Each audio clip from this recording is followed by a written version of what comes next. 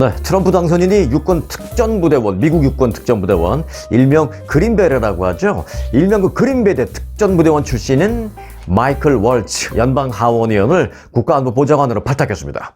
국가안보보좌관은 미국의 외교, 안보, 특히 이제 두 가지 분야에서 대통령을 최측근에서 보좌하는 최고위 안보급 참모입니다. 모든 국가안보 관련 그 기관 운영을 다 이제 일종의 한국으로 따지면 이제 백악관에서 조정하듯이, 청와대에서 하듯이 미국에서는 이제 백악관 내에서는 모든 국가안보와 관련해서는 이 국가안보보좌관이 다 조정을 합니다. 그래서 대통령에게 각종 사안을 보고하고 정책을 시행하는 그런 역할을 맡는 게 미국에서 가장 중요한, 백악관에서 안보 관련 가장 중요하고 최고위가 바로 국가안보보좌관입니다. 이걸 그린베레 특수부대원 출신 연방하원의원이 발탁된 겁니다. 보통 이제 국무장관, 한국에서는 국무장관이라는 게 없죠. 외무장관과 내무장관을 좀 합친 게 이제 미국엔 국무장관인데, 보통 미국에서는 국무장관, 그리고 국방장관, 그리고 CIA 국장, 이렇게 세 개의 플러스 알파가 있습니다. 플러스 하나 더. 그게 이제 더불어서 국가안보 정책 결정에 핵심적인 역할을 하는 국가안보보좌관. 이렇게 네 개를 미국에서 가장 그 요직의 하나로 꼽히고 있습니다. 자, 플로리다 태생인 월츠 의원은요, 버지니아 군사연구소에서 국제관계학으로 학사 학위를 받은 뒤에 육군 소위로 임관을 했습니다. 그리고 26년간 군에서 복무를 했습니다. 그것도 특수부대, 전투부대 요원으로. 2019년에 그린베레 출신으로는 처음으로 연방하원에 입성을 하는 그 기록을 세웠습니다. 그래서 이제 그때 참 크게 주목을 받았는데요. 육군 특수부대원이 연방하원에 들어갔다. 스토리가 되죠. 그래서 그때 이제 많이 이제 주목을 받았던 바가 있는데, 육군 특수전부대 장교로서 아프가니스탄도 갔다 왔고요. 중동도 갔다 왔고, 또 아프리카 등에서도 배치돼서 전투에서 여러 가지 혁혁한 공도 많이 세웠습니다. 실전 전투에서요. 그래서 그 공으로 4개의 청동성장, 훈장을 받았습니다. 이건 청동성장이라는 것은 이제 이해하기 쉽게 좀 번역한 거지만, 미국에서는 원어로는 브론즈 스타라고 합니다. 브론즈 스타. 이 브론즈 스타를 4개나 받은 소위 전쟁 영웅입니다. 예. 자, 브론즈 스타는요, 전쟁에서 용감한 행위를 한 군인에게 수여하는 일종의 큰 훈장인데, 그보다 높은 동성 훈장도 있고 은성 훈장도 있는데, 그거보다는 이제 한 단계 아래 청동입니다. 브론즈 스타. 요걸 이제 4개나 받았습니다. 자, 군인 출신을 국가안보보좌관으로 임명하는 것은 흔한 일이긴 합니다. 하지만 장성 출신이죠. 보통 원스타, 투스타 했던 사람들을 국가안보보좌관으로 앉히는데, 사실은 이제 월츠 의원은 제대했을 때 장성은 아니었고요. 대령이었습니다. 대령. 장성급이 아니라 이제 대령급, 영관급 장교 출신을 국가안보보좌관으로 임명한 것은 조금 이례적이다, 파격적이다, 이렇게 볼 수는 있습니다. 자, 트럼프 당선인이 전장 경험이, 전투부대 경험이 풍부한 특수전 부대원 출신, 그린베레 출신을 집권 2기 첫 국가안보보좌관으로 기용했다라는 것. 우리가 받을 수 있는 메시지가 뭐냐? 결국 이거죠. 힘을 통한 평화. 힘을 통한 평화를 보여주겠다라는 그런 것입니다. 그런 그 힘을 통한 평화라는 그 안보 기조를 상징적으로 보여주려는 어떤 트럼프의 의도와는 무관치 않아 보인다. 이렇게 해석을 할 수가 있겠습니다. 자, 이렇게 누구를 어디에 임명한다라는 뉴스도 나오고 있습니다만은, 누구를 임명하지 않겠다라는 뉴스도 있습니다. 그거는 좀 이상한 뉴스이긴 하죠. 네, 스토리는 이렇습니다. 트럼프 당선인이 2기 행정부 인선과 관련해서 마이크 폼페이오 전 국무장관을 배제하겠다라고 밝혔습니다. 누구를 임명한다라는 것은 뉴스가 됩니다. 또 그렇게 말을 할 수가 있습니다. 그런데 나 저 사람 임명 안 할 거야, 이건 굳이 얘기할 필요가 없거든요. 근데 그걸 얘기했어요. 콕 꼬집어서. 참 이상한 점이 바로 그런 점입니다. 통상적으로 대통령이 된 사람이 누구누구를 임명할 예정이다, 이런 얘기는 공식적으로 하는 게 일반적입니다만은, 누구누구는 나 임명하지 않을 거야, 이런 얘기를 언론에 공개하는 일은 거의 없는데요. 트럼프는 딱 두 사람을 거명했습니다. 니키 헤일리, 그리고 앞서 말씀드렸던 마이크 폼페이오. 이 딱 두 사람의 이름을 거명하면서 그들은 임명하지 않겠다라고 말을 했습니다. 니키 헤일리는 그 공화당 경선 과정에서 마지막까지 치열하게 자신과 경쟁을 해온 인사이죠. 일각에서는 야, 이쯤 되면 트럼프를 몰아주고 지금 이쯤에서 그냥 사퇴하고 내려와라 이런 얘기도 있었습니다만은 아니다, 나는 사퇴하지 않고 끝까지 가보겠다 뭐 이러다가 결국은 사퇴했지만, 그렇게 이제 마지막까지 자신과 경쟁해온 그 사람이 이제 니키 헤일리니까 뭐 잘 아시는 대로 뒤끝 장렬이신 트럼프 당선인 같은 스타일로서는 뭐 그럴 수도 있겠다. 나 저 사람 임명 안 해. 뭐 그럴 수도 있겠다. 라고 생각할 수 있는데, 니키 헤일리 케이스는. 그런데 마이크 폼페이오는 왜? 라는 생각이 듭니다. 그리고 이런 임명을 완전히 배제시키겠다라는 이런 말을 굳이 언론에 왜 해? 하는 그 의구심이 강하게 듭니다. 자, 오늘 그 궁금증을 잠시 알아보겠습니다. 자, 폼페이오는요, 1기 트럼프 행정부에서 CIA 국장과 국무장관 등을 잇따라 맡으면서 당시에는 트럼프의 황태자라고 불렸던 그런 인물입니다. 그런데 지금은 왜 이제 이런 의구심이 드는 거죠? 근데 이제 이번에 대선을 앞두고는 그는 트럼프에게 밉보인 점이 있었습니다. 뭐냐? 슬그머니 그도 자신도 스스로도 대선에 출마해볼까? 라는 것을 은근히 검토했었던 적이 있습니다. 그랬다가 이제 결국은 뜻을 접고, 뭐 공식적으로 후보로 나온 적은 없습니다만은 그 간을 본 거죠, 한번. 그 간 봤다는 것을 다 압니다, 공화당 내에서는. 그렇지만 이제 궁극에는 뜻을 접고 트럼프의 선거운동을 돕긴 도왔습니다. 자신의 마음을 접은 후에는 트럼프 선거운동을 그래도 외형적으로는 최선을 다해서 열심히 도왔던 것을 평가받고 있습니다. 자, 폼페이오 전 국무장관은 지난 7월에 트럼프 당선인을 그 공화당 대통령 후보로 공식 지명하는 그 전당대회 때 찬조 연설도 했습니다. 자신의 마음을 다 이제 내려놓고, 그리고 대선 전날이었던 지난 4일에는 핵심 경합주인 그 펜실베니아주 피츠버그에서 열렸던 유세 때도 찬조 연설로 나서서 아주 강력한 지원 연설을 했습니다. 그래서 이제 일각에서는 당선의 1등 공신으로 인정받아서 그 차기에도 중용될 수 있는 것 아니냐, 뭐 이런 얘기도 많이 나왔었습니다. 그리고 실제로 트럼프 당선인이 당선된 후에 그 폼페이오도 당선의 1등 공신 중에 한 명이다 라는 얘기까지도 나왔습니다. 그런데 1등 공신은커녕 당선 확정된 지 며칠 만에 트럼프 당선인은 폼페이오 나 내각에 임명하지 않을 거야 라는 것을 얘기해버렸습니다. 굳이 그런 걸 왜 얘기했었을까? 그게 이제 스토리입니다. 그래서 트럼프의 속마음은 도대체 뭔가 하는 궁금증을 그래서 더 낳게 되는 것입니다. 자, 이와 관련해서 월스트리트저널의 그 온라인판의 기사를 보면 거기서 이제 기사라기보다는 사설로 좀 쓴 게 있어요. 그걸 보니까 이렇습니다. 트럼프 2기의 그 최고 실세로 등장한 트럼프의 큰아들 도널드 트럼프 주니어의 그 JD 벤스 대통령 만들기 프로젝트, 이 내용이 이제 사설이었는데 이게 이제 배경이다라는 것입니다. 아들. 자, 월스트리트저널은 폼페이오 배제는 트럼프 세계의 막후에서 벌어지고 있는 위계 질서 변화에 비추어 보면 이해는 쉽다 라고 지적하면서 도널드 트럼프 주니어와 팍스 뉴스 앵커 출신인 터커 칼슨 등이 JD 벤스 부통령 당선인을 트럼프의 부통령 후보로 만들기 위해서, 당시 런닝메이트로 만들기 위해서 굉장히 노력을 많이 했고, 그래서 결국 그가 부통령으로 당선되고, 그리고 나서부터는 이제 그를 트럼프 후계자로, JD 벤스 부통령 당선인을 트럼프 후계자로 만들기 위해서 지금 트럼프의 큰아들과 터커 칼슨이 영향력을 행사하고 있다, 이렇게 분석했습니다. 자, JD 벤스의 킹메이커를 자청하고 나선 도널드 트럼프 주니어가 JD 벤스의 경쟁자가 될 만한 사람들은 지금부터 제거하기 시작했다라는 것입니다.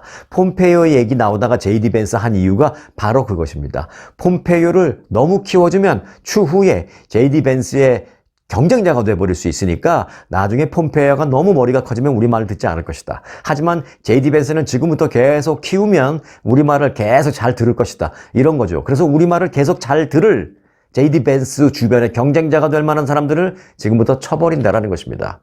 소위 말해서 오는 2028년 대선에 도전할 만한 중량급 인사는 지금 아예 이번 2기 트럼프 내각에 진출을 안 시키려는 그런 목표를 세웠는데, 그로 인해서 이번에 느닷없는 폼페이오 배제 발표로 나타났다는 것입니다.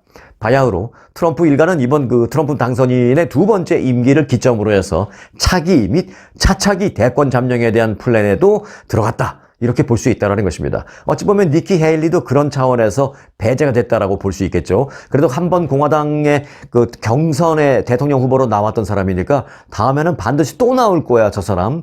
지금 잘라. 이렇게 되는 거죠. 사실 제이디 벤스를 사랑해서 그를 차기 또는 차차기로 밀어주려 한다는 것보다는요. 다분히 이건 뭐 이해하시다시피 정치공학적인 판단으로밖에는 볼 수 없는데요. 여기에는 트럼프의 각종 사법 리스크와 또 언제 어디로 튈 줄 모르는 그런 충동적인 스타일 때문이기도 합니다. 자, 지금까지의 사법 리스크는 그렇다 치더라도요. 앞으로 4년간 국정 운영을 하면서 또 예상치 못한 사안이 발생하게 되고 또 이는 뭐 대통령 임기 동안에는 면책특권이 있기 때문에 뭐 그대로 지나가겠지만 임기가 끝나고 나면 4년 후에 트럼프의 노후를 발목 잡을 수도 있다는 그런 판단 때문에 아예 지금부터 트럼프의 충성을 다짐하고 배신하지 않을 그런 인물, 그리고 분명히 본인 혼자의 힘으로는 또 절대 차기 대권 도전을 꿈꿀 수 없는 딱 적당한 그런 인물, 그런 사람을 추후에 대권에 앉히고 트럼프의 임기 후를 보장받으려는 그런 목적도 있을 것이다 라고 일각에서는 분석하고 있습니다. 딱 거기에 알맞는 사람이 바로 제이디 벤스입니다. 혼자 일어나기는 아직은 부족하지만 밀어주면 가능한, 그래서 주변에 제이디 벤스의 주변에 경쟁자가 될 사람들을 지금부터 쳐주고 있다라는 것입니다. 그건 제이디 벤스가 예뻐서가 아니라 트럼프의 임기 후를 위해서.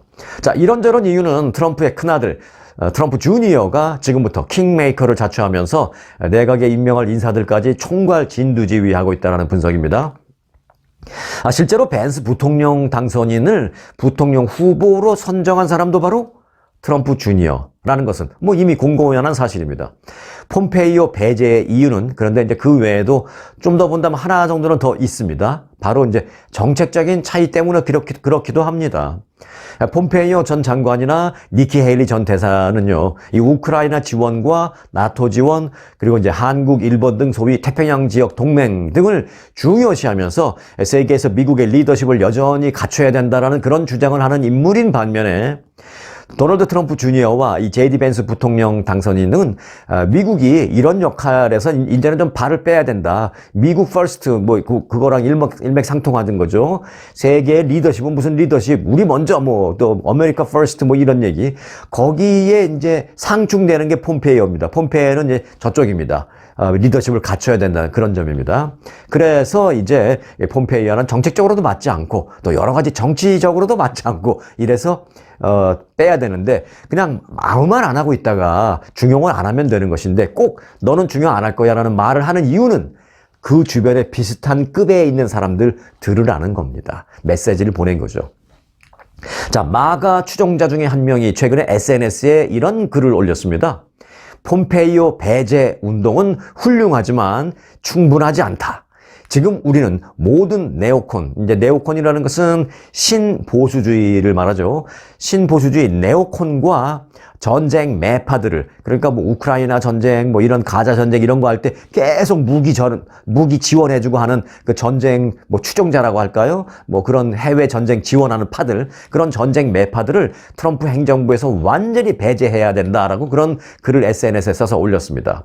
그런데 트럼프의 큰아들 트럼프 주니어는 그 글에 좋아요를 누르는 것은 물론이고요. 좋아요만 누르는 것이 아니라 거기다가 막 글을 다른 사람들한테 막 퍼날릴 때 자신의 글을 같이 이제 덧붙여서 퍼날렸는데 뭐라고 덧붙였냐면 100%, 100% 이걸 3번이나 썼습니다. 그러니까 100% 동의한다 이렇게 적었습니다. 100%라는 말을 3번이나 하면서 글을 계속 퍼나른 것입니다.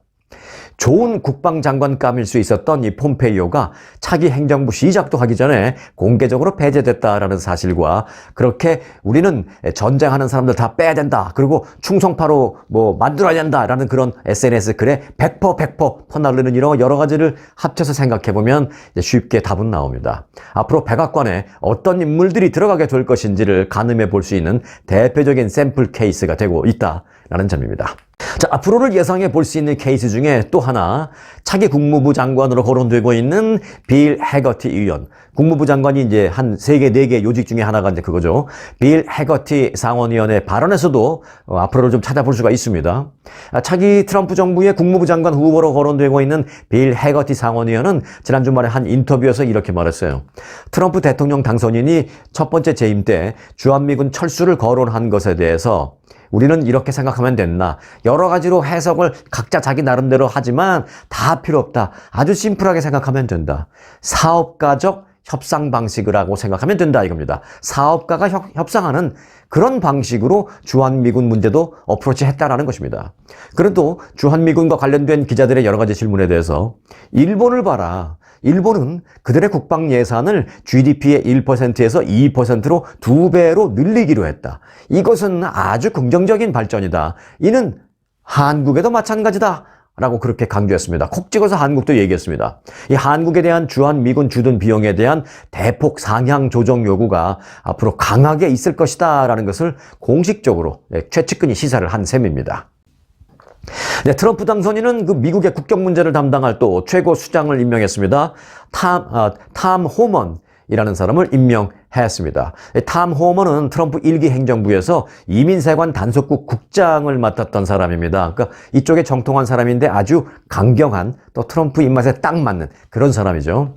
트럼프 당선인은 SNS를 통해서 전직 이민세관 단속국 국장이자 국경 통제의 강력한 찬성자인 탐 호먼이 우리의 국경을 총괄하는 직책, 국경 차르라고 부릅니다. 소위 국경 차르로 나의 행정부에 합류하게 될 것을 공개 선포한다라고 이렇게 밝혔습니다. 새로 출범할 행정부의 고위직 관리에 대한 발탁 사실을 공개적으로 알린 것은 지난 7일 수지 와일스를 백악관 비서실장으로 임명한 데 이어서 요게 두 번째, 그리고 이제 세 번째까지도 앞서 말씀드렸듯이 이제 하나씩 지금 나오고 있습니다. 다른 장관들보다 조금 일찍 국경 차를 발표했다라는 점에서 트럼프 당선인이 불법 이민자 추방 정책에 얼마나 중점을 두고 있는지, 요즘 한국식 표현으로 한다면 얼마나 진심인지를 알 수 있는 그런 대목입니다. 네, 트럼프 당선인의 부인인 멜라니아 여사가 남편의 오는 13일 그 백악관 방문에 동행하지 않을 전망입니다. 13일 수요일 바이든과 트럼프의 회동이 있죠. 그때 원래 이제 부부 동반으로 만나는 게 지금까지 미국의 관례입니다. 현직 대통령과 차기 대통령 당선인이 그 만날 때, 회동할 때 부부 동반으로 지금까지 쭉 만났습니다. 자, 이에 따라서 그런데 이제 이게 깨지는 거죠. 이에 따라서 이제 현직 대통령과 차기 대통령 당선인 간의 업무 인수인계 등을 위한 백악관 회동 계기에 관례적으로 전통적으로 열려온 영부인과 차기 영부인 간의 상견례가 이번에는 불발될 것 같다는 소식입니다. 이 바이든 대통령 부인인 질 바이든 여사가 멜라니아 여사의 그 백악관 방문을 초청했습니다만은 멜라니아 여사는 최근에 발간된 자신의 회고록과 관련해서 사전에 잡혀있는 일정이 있습니다. 라는 이유로 초대에 응하기 어렵다라는 입장을 밝혔습니다. 백악관에서 초청했는데 안 가기도 쉬운 일은 아닙니다만은 무언가 큰 결심을 해야 또는 무언가 큰 이유가 있어야 안 가는데 여하튼 선약을 이유로 안 간다고 했습니다. 미국에서는 이제 선약이 중요한 건 맞습니다. 하지만 백악관에서 현직 대통령이나 대통령 영부인이 초청했는데 선약을 이유로 안 간다고 하는 것은 선약의 중요성과는 좀 상관은 없는 얘기죠. 다른 큰 이유가 이제 있다라는 것이죠. 자, 트럼프 당선인이 처음 대통령에 당선됐을 때 지난 2016년도에는 멜라니아 여사가 버락 오바마 당시 그 대통령 부인인 미셸 오바마 여사의 초대로 백악관을 찾아가서 같이 티타임을 가진 적이 있었습니다. 하지만 이번에 바이든 대통령이 지난 4년 전 바이든 대통령이 승리했던 지난 2020년 대선 때는 당시 이제 대통령이었던 트럼프 지금 당선인이 대선 결과 자신은 현직 대통령이지만 차기 대통령으로 승리한 그 대선 결과에 승복하지 않아서 그 당시 현직 대통령인 트럼프와 차기 대통령 당선인인 바이든 그 부부 간의 회동이 그때 열리지 않았습니다. 자, 이번에 멜라니아 여사가 왜 안 간다고 하는지를 대충 아시겠죠? 자, 이번에는 그런데 이제 그런 관계는 물론 아닙니다만 평화적인 정권 이양 작업이 진행되는 만큼 영부인 회동이 자연스럽게 이루어지지 않았을까라는 생각도 있었지만 결국은 4년 전 그런 일 때문에 영부인 회동까지도 이번에 안 될 것 같습니다. 하지만 트럼프 당선인은 갑니다. 왜? 정권 인수 받아야 되니까. 자, 이번 대선에서 소득이 적은 유권자들이 공화당에 쏠렸고요. 고소득 유권자들이 오히려 민주당을 찍는 어찌 보면 지금까지와는 좀 다른 현상이 나타났습니다. 파이낸셜 타임스에 따르면 4년 전과는 달리 이번 대선에서는 연간 5만 달러 이하를 버는 그런 소위 저소득층 가구나 또는 저소득층의 그 과반 이상이 트럼프에게 투표한 것으로 드러났다는 것입니다. 반대로 연간 10만 달러 이상을 버는 나름대로 좀 고소득인 그런 유권자들의 경우에는 과반이 해리스 부통령을 찍었다는 것입니다. 과거에는 조금 서민층이 민주당을 찍고 조금 고소득층이 공화당을 찍는다고 우리가 다 그렇게 생각을 했습니다만은 이번 대선 결과를 들여다보니까 이게 완전히 바뀌었다라는 것이죠. 조금 돈 버시는 분들이 오히려 민주당을 많이 찍었고 그렇지 못한 서민들이 공화당을 많이 찍었다는 것입니다. 뭐 예를 들어서 이제 돈을 좀 여유 있게 버는 사람들이 민주당이 추구하는 여러 가지 정책이나 미국 외에도 여러 가지 하는 그런 정책들에 좀 들여다볼 수 있는 여유가 있어서 그런가요? 여하튼 결론적으로 보면 그렇다라는 것입니다. 이와 관련해서 파이낸셜 타임스는 소득이 적고 교육을 덜 받은 유권자들이 과거에는 민주당 쪽을 선호하는 경향이 많았지만 이제는 공화당이 자신들을 더 잘 대변해 줄 것이다라고 그렇게 생각하는 경향이 나타났다는 것입니다. 오바마 대통령 시절인 지난 12년 전과 비교하면 역전된 거다라는 설명입니다. 파이낸셜 타임스는 라틴계와 비백인 유권자들도 트럼프 쪽으로 상당히 많이 기울은 그런 결과가 나왔다라고 전했습니다. 미국에서 라틴계 인구가 가장 급속히 늘고 있다라는 점을 고려한다면 앞으로 있을 그런 선거에도 좀 이런 부분에 대해서 영향을 미칠 터이니 이런 부분에 대해서 좀 각 당이 좀 대비책을 세워야 된다. 특히 이제 민주당 쪽에서는 좀 이번에 분석 좀 하고 반성도 좀 하고 대비책을 세워야 할 것이다. 이런 그 얘기가 나오고 있는 상황입니다. 자, 미주 한인 소식 한 가지만 좀 전해드리겠습니다. 30대 한인 남성이요, 자신의 노모를 무참히 폭행해서 살해한 그런 혐의로 체포조에서 충격을 주고 있습니다. 한인들이 많이 거주하죠. 이 버지니아주 페어팩스 카운티. 이 페어팩스 카운티 경찰국은 올해 39세인 한인 존 김 씨가 75세 된 자신의 모친을 폭행해서 살해한 혐의로 현장에서 체포됐다라고 밝혔습니다. 경찰은 지난 7일 그 페어팩스 카운티 한 주택에 사망자가 있다라는 신고 전화를 받고 출동해서 현장에서 상체에 치명적인 외상을 입고 쓰러져 있는 75살의 한인 여성 명 김 씨를 발견했다고 했습니다. 명 김 씨는 출동한 구급대원들에 의해서 현장에서 바로 그냥 사망 판정을 받았다라는 것입니다. 경찰에 따르면 김 씨가 사망한 채 발견된 그 현장에는 사망자의 아들인 존 김 씨가 도주하지 않고 그냥 있었고 경찰은 존 김 씨가 자신의 어머니를 그 폭행해서 사망에 이르게 했다라는 진술을 했다라는 것입니다. 그래서 현장에서 그를 체포했습니다. 존 김 씨는 그래서 2급 살인 혐의로 체포돼서 보석금 없이 페어팩스 카운티 구치소에 현재 수감돼 있습니다. 경찰은 현재 그 아들이 무슨 연유로 자신의 친어머니를 상대로 이런 짓을 했는지 안타까운 비극적인 그 이유에 대해서 집중적으로 추궁하고 있다라고 합니다. 오늘은 우리 한인들이 많이 거주하고 또 저도 친구 한 명이 그쪽에 있는데요. 이 버지니아주 페어팩스 카운티에서의 그 안타까운 비극적인 사건 소식으로 마무리를 해야 할 것 같습니다. 자, 오늘 영상 여기서 마칩니다. 달이 떨리기 전에 세계 일주. 아프리카 두바이 관광은 아주 잘합니다. 차원이 다른 시그니처 귀족 여행 아프리카 투어. 환상의 두바이의 레이저빔과 분수쇼, 에어컨이 나오는 차량으로 모시는 빅5 사파리 투어. 초특급 사파리 라지 호텔에서의 편안한 휴식, 행운, 희망, 평화를 상징하는 쌍무지개가 뜨는 빅토리아 폭포. 아주 투어가 당신을 귀족으로 모시겠습니다. 40주년 기념 확장 이전 특별 프로모션. 아주 좋은 아주 관광.